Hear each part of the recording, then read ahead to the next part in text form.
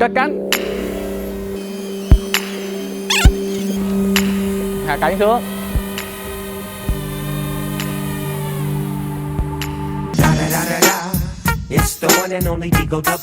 Chào các bạn, trên tay mình đang là Tello. Tello là một cái sản phẩm của Rise và công ty này là một cái startup do DJI và Intel có hỗ trợ tạo ra. Thì cái Tello là một sản phẩm rất là đặc biệt, là có giá chỉ khoảng 100 đô chỉ đứng ngoài thôi. Và những cái máy đầu tiên ở Việt Nam thì có giá khoảng 2,9 triệu. Tuy có giá chỉ có thấp như vậy, tức là chỉ tương đương với những cái máy bay cơ bản khác thôi, nhưng mà Tello lại có rất là nhiều khả năng đặc biệt, mà phần lớn nhờ vào con chip 14 nhân của Intel trong này, cũng như là những cái phần mềm, những thuật toán của DJI. Và Tello nó có thể làm được gì thì bây giờ thì chúng ta sẽ cùng xem.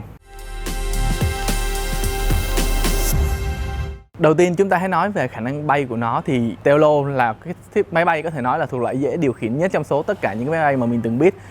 Cái giao diện điều khiển trên điện thoại của nó cũng gần giống như giao diện của DJI, nhưng mà nó cực kỳ đơn giản. Các bạn cũng chỉ việc đẩy lên đẩy xuống cũng như là xoay vòng xung quanh để có thể điều khiển cái máy bay này.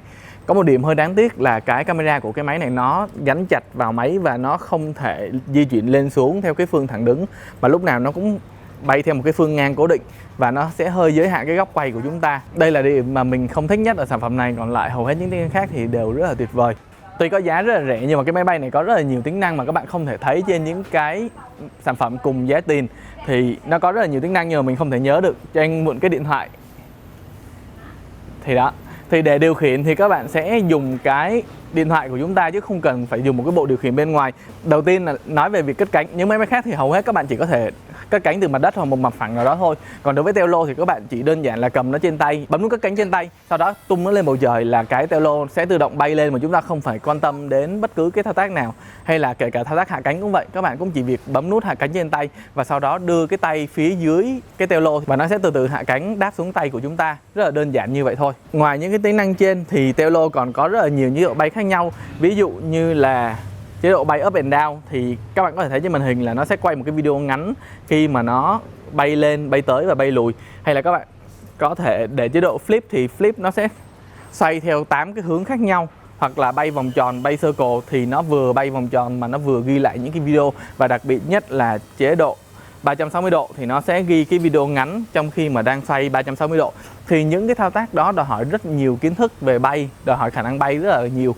Nhưng mà đối với cái máy bay này thì nó trở nên đơn giản và dễ dàng hơn rất là nhiều. Và thậm chí nó còn có chế độ bao mode. Thì ở chế độ bao mode nó sẽ tự động bay lên và bay xuống trong khoảng cách 0.5 hoặc là 1.2 m ở cái phạm vi mà máy bay đang đứng, thì để có thể chúng ta có thể có nhiều hình ảnh ấn tượng hơn. Thì đó là những cái chế độ bay mà DJI họ trang bị trên cái sản phẩm này.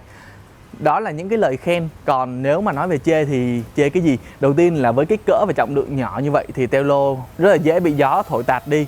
Cái thứ hai là thời lượng bay chỉ có khoảng 13 phút thôi. Và cái cuối cùng cũng là một cái điểm mà mình hơi đáng tiếc là video các bạn quay sẽ được truyền tải trực tiếp vào điện thoại. Và nếu ở trong những khu vực bị can nhiễu nhiều về wifi, hoặc là các bạn bay cái máy bay quá xa so với bản thân các bạn đang đứng, thì cái tín hiệu có thể bị đứt đoạn và nó sẽ bị giảm chất lượng video đi, nó có thể bị dịch đi mà nó không lưu trực tiếp vào thẻ nhớ. Thì đây là một cái điểm khá là đáng tiếc. Nhìn chung đối với mình thì Tello là một cái máy rất là tuyệt vời, bởi vì với cái giá rẻ nhưng mình vẫn có thể học được bay, vẫn có thể bay rất là dễ dàng và thực hiện những cái video mà rất ít người có thể làm được trên những cái máy bay lớn hơn. Với cái trọng lượng chỉ khoảng 80g thôi thì kể cả khi mà các bạn đâm vào tường hay là khi các bạn đập vào lá cây thì cũng rất là khó để Tello có thể chết được. Chỉ có trường hợp xui lắm hoặc là ăn ở ác lắm thì các bạn mới bị hỏng cái máy bay này thôi. Rồi, xin cảm ơn các bạn.